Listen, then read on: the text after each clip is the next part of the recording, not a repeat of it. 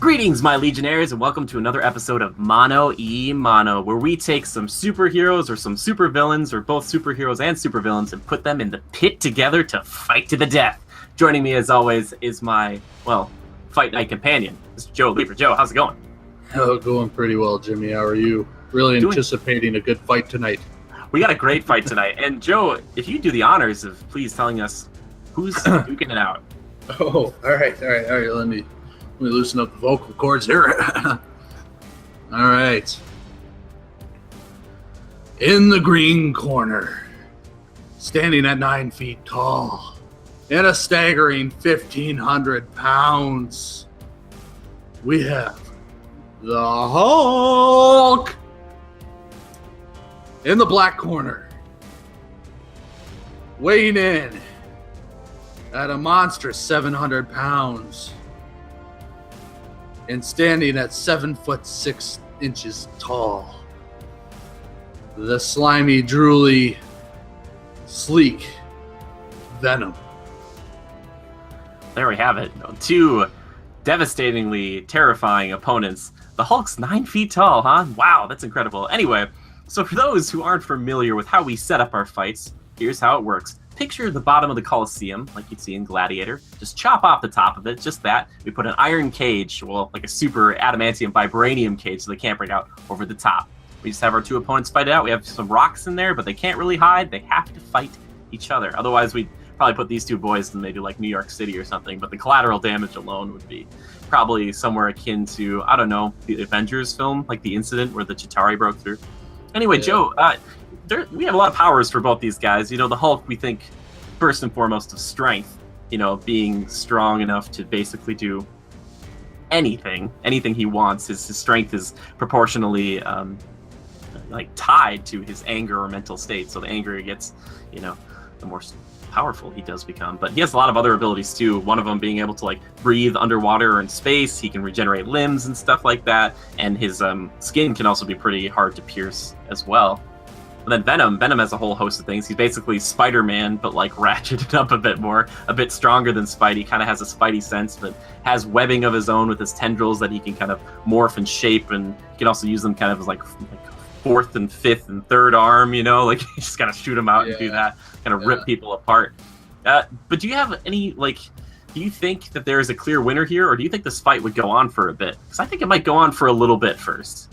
I think it would go on for quite a while. I think, so just looking at some of the character strengths and powers, I mean, in their physical stats, I rounded off on the weight of Venom, but he's actually like pushing 800 pounds, 7'6".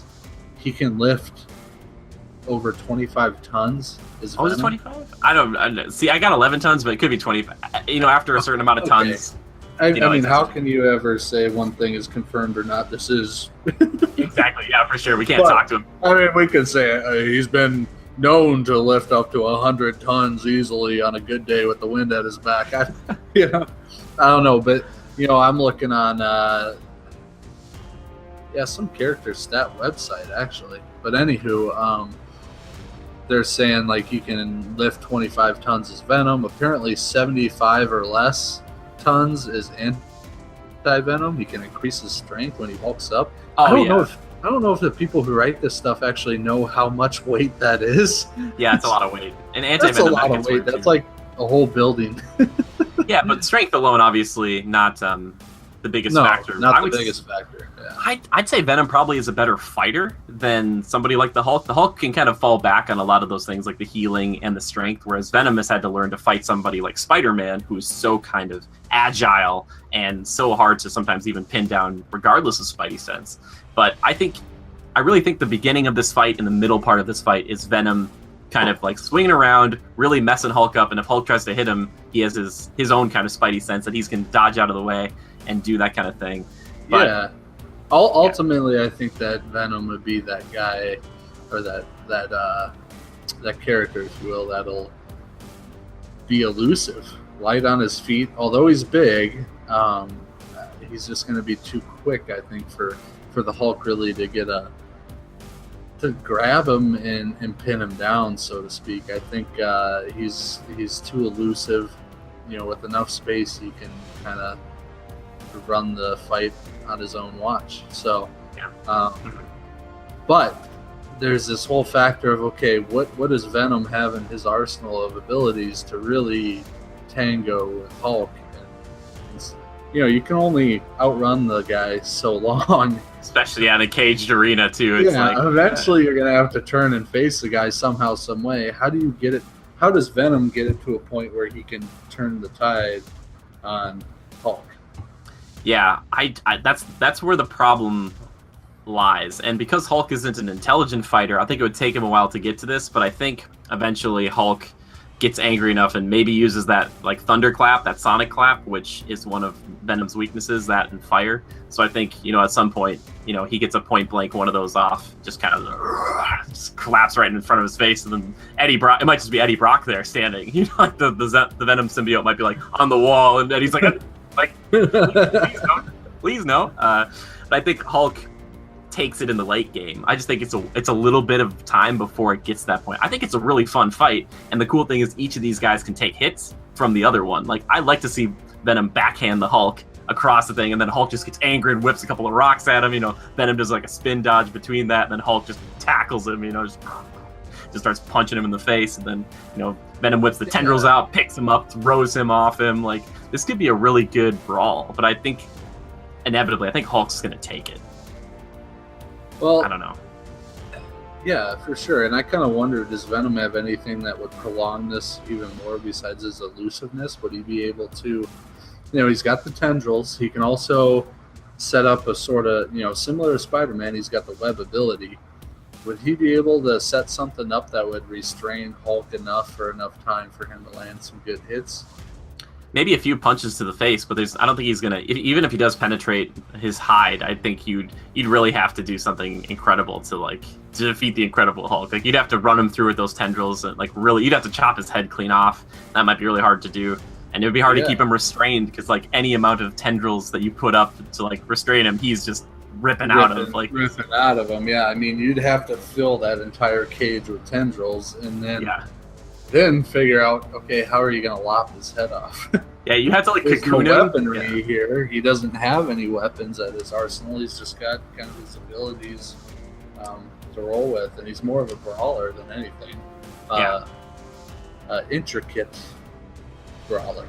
Yeah, oh, for sure. Yeah, I know. Brawler. So, I don't know. I mean, Venom would get some hits in for sure, and still maybe not even get caught or get a retaliation from Hulk, but it'll just make Hulk madder, and Hulk will get quicker and just keep chasing him until Venom is eventually like, I don't know what to do. Boom. Knocks out every frame in his mouth, Yeah. It'd still be a great fight. I don't want to watch Venom go down, but at the same time, that fight would be... It's inevitable. And in looking at... in Venom, Eddie Brock will die. The symbiote will probably take over Hulk, and we'll have a new character. Could you? This has probably happened in the comics. I know Carnage is taking over the Avengers or something, and I think they're doing a Venomverse thing right now. But think about Bruce Banner having to deal with the Hulk and then a new voice. So instead of just a rage voice, it's just one who's like, "We should kill Peter Parker," and he's like, "I've never done that before. I guess maybe we should." So the black Incredible Hulk, blacked out, huh? That'd be cool with the white spider and stuff on him. And oh my god, yeah, that'd be insane.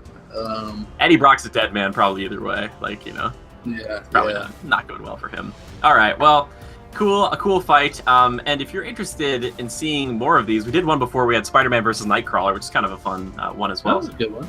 But our art is provided by the one and only Stephen Purifoy, who you can go check out over on Twitter. He is incredible. We'll link him down below. Also, if you want a commission from him to do anything, even like this, or anything else you want that's kind of video gamey or movie, or see yourself drawn as a Pokemon trainer, I've had that done.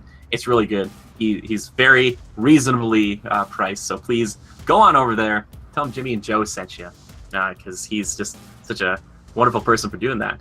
And also, moving forward here on Patreon, what we're going to do is, because we are a Patreon-supported group here, Critical Reviews is, we're going to make this a monthly show. So if you like this show a lot, what we're going to do is that, I believe, our $10 tier, We're going to move it so that if you want, you can vote or cast ideas out to us who you want to see in next month's edition of Mano y Mano. So thank you, Joe. And until next time, well, just remember to adapt and overcome.